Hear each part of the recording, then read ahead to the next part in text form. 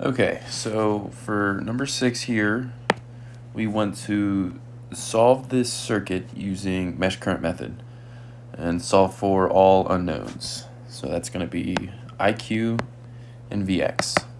So using the same steps that we talked about in the workshop, we first identify every single mesh and then define a mesh current for each one. So we'll do I1 here, I2 here, and then I3 here. So we have 3 meshes, 3 mesh currents. Now the next step from here is to look for any super meshes. And here we very obviously have a super mesh. We have a current source that's in between 2 different meshes. Now, it doesn't matter what else is in series with the current source. It doesn't matter what else is on the branch. If there's a current source, then it's a super mesh, which means we're going to need 2 equations for I1 and I2. The first is going to be our constraint equation. Our constraint equation is going to be the value of the current source, which is 5IQ, equals to the current traveling the same direction as IQ, which here is I2, minus the current going in the opposite direction, I1. Right? That's our first equation.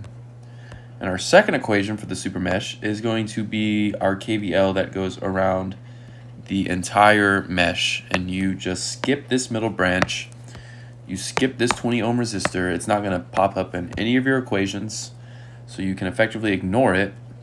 So yeah, let's write down that equation. So starting from right here and just doing our standard KVL, it's going to be 13I1 plus 12I1 plus 25I2 plus 40 volts minus 2Vx is equal to 0.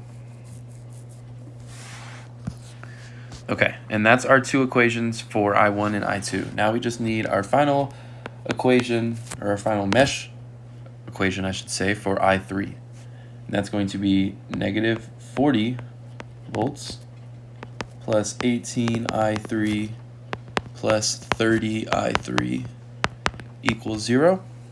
And boom, that's that.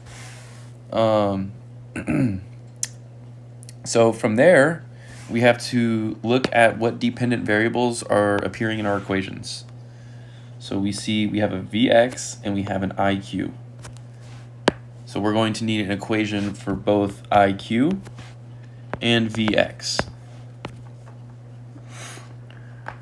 So for our IQ equation, it's very similar to the concept of a super mesh equation. And what I mean by that is you have your current IQ is equal to the current traveling the same direction as IQ minus the current traveling the opposite direction. So we're going to have I2 minus I3. And that's what I mean when I say it's similar to how you kind of formulate your constraint equation for a super mesh, because you just take that current and you set it equal to the current going the same direction minus the current going the opposite direction. So that's going to be our equation for IQ. And then our equation for Vx is pretty straightforward, right? We're just going to use Ohm's law in combination with our mesh current. So Vx is going to equal 30I3. And that's it.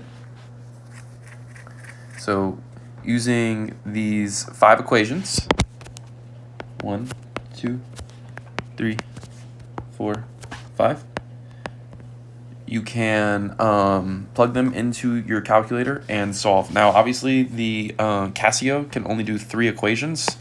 So if you're in an exam setting and you have to do this using the Casio, what you're going to want to do is you're going to want to take this equation for IQ and plug that in here.